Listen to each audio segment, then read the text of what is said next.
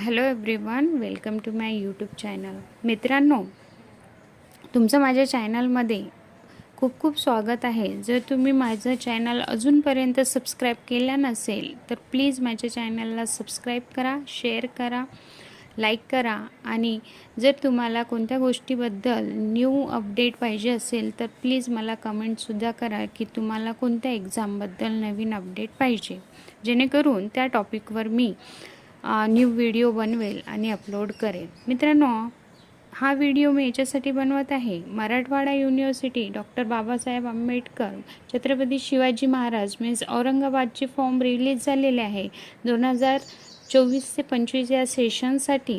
काल मी हा फॉर्म भरलेला आहे.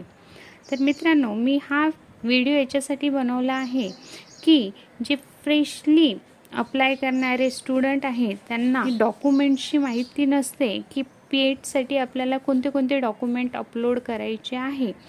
तर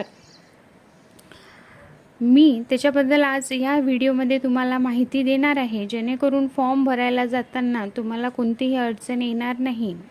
या फॉर्ममध्ये जसे की आपण अदर एक्झाम फॉर्मसाठी फॉर्मॅलिटीज म्हणून आपले क्वालिफिकेशन डिटेल्स किंवा पर्सनल डिटेल्स अपलोड करते, ते तुम्हाला अपलोड करायचे आहे.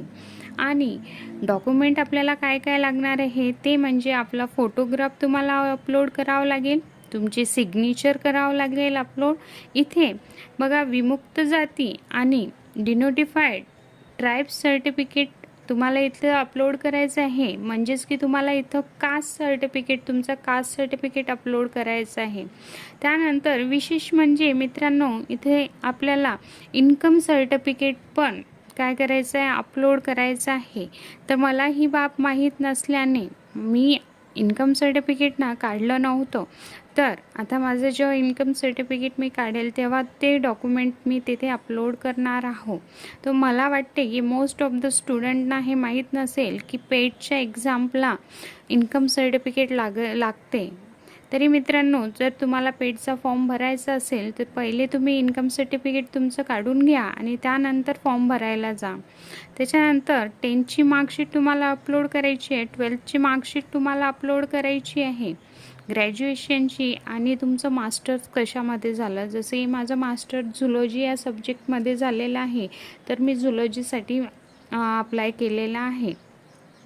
तर एवढे डॉक्युमेंट्स तुम्हाला लागणार आहे. आणि तुमची डिग्री, जे पण डिग्री वगैरे असेल त्यासाठीची तुम्हाला काय करावं लागेल, डिग्रीचा पण फोटो इथे अपलोड करावा लागणार आहे. तर मित्रांनो, एवढे डॉक्युमेंट तुम्हाला पाहिजे आणि फॉर्म भरायला जाताना तुम्ही हे डॉक्युमेंट नक्कीच सोबत न्या, म्हणजे तुम्हाला फॉर्म भरताना कोणतीही अडचण येणार नाही. जर तुम्हाला माझी ही माहिती किंवा माझे हे इन्फॉर्मेशन महत्त्वाचं वाटत असेल किंवा ते आवडलं असेल तर प्लीज माझ्या चॅनलला सबस्क्राईब करा आणि नक्की कमेंट करा की तुम्हाला कोणत्या टॉपिकवर किंवा कोणत्या एक्झामबद्दल माहिती पाहिजे. नक्कीच मी ते प्रोव्हाइड करेन. थँक्यू.